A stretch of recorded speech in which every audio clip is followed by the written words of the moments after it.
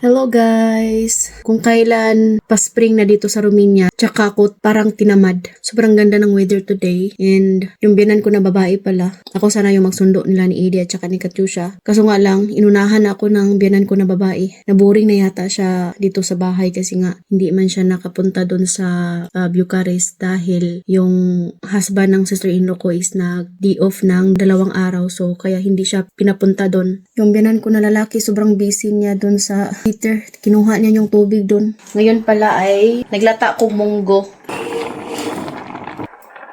Meron ako ditong chicken wings. Ito yung ilagay natin sa munggo. Tapos naubusan na rin ako ng soy sauce. Kunti lang yung lalagay ko sa munggo. Yung iba is i-fried ko para sa mga bata. Kumakain naman yung mga bata ko ng munggo. May araw talaga na parang wala kang ganang kumilos. Lalo na pag meron tayong period mga babae. Andito na sila.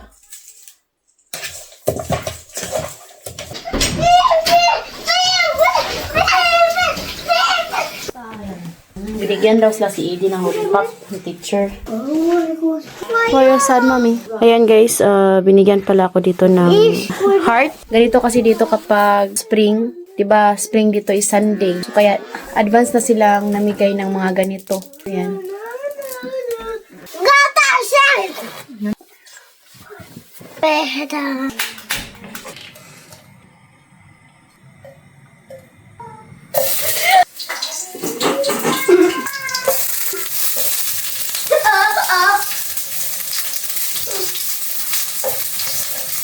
I'm really afraid. It's okay.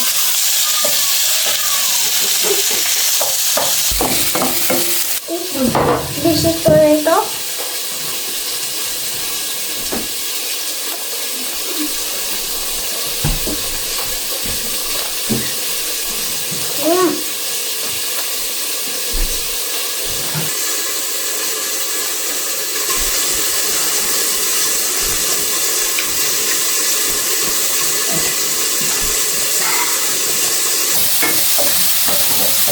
Wala nang laman.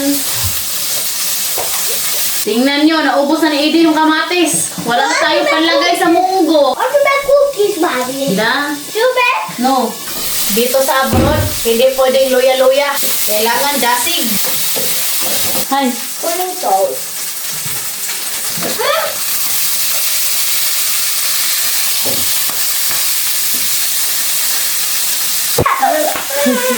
Jay. Tomatoes? Hawa.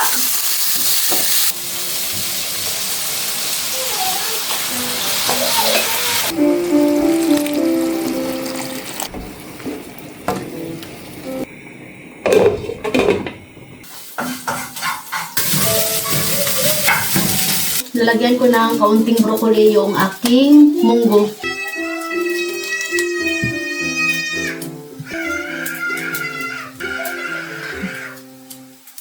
Meron pala akong kaunting natirang kanin kagabi. So, gi-fried ko na lang para makain namin. Hindi matapon ba? Kaya sayang gabaan kasi grasya. Meron ako ditong siling haba. Hindi to maanghang. Kaya perfect. Tatakpan ko lang to saglit para lutuin yung broccoli. Half cook lang natin.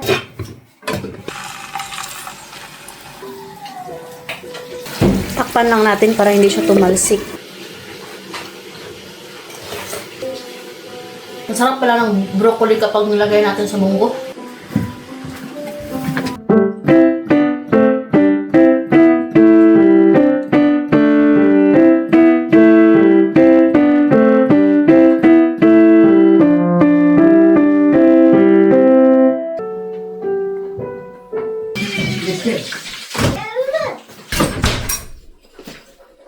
Luto na yung chicken wings.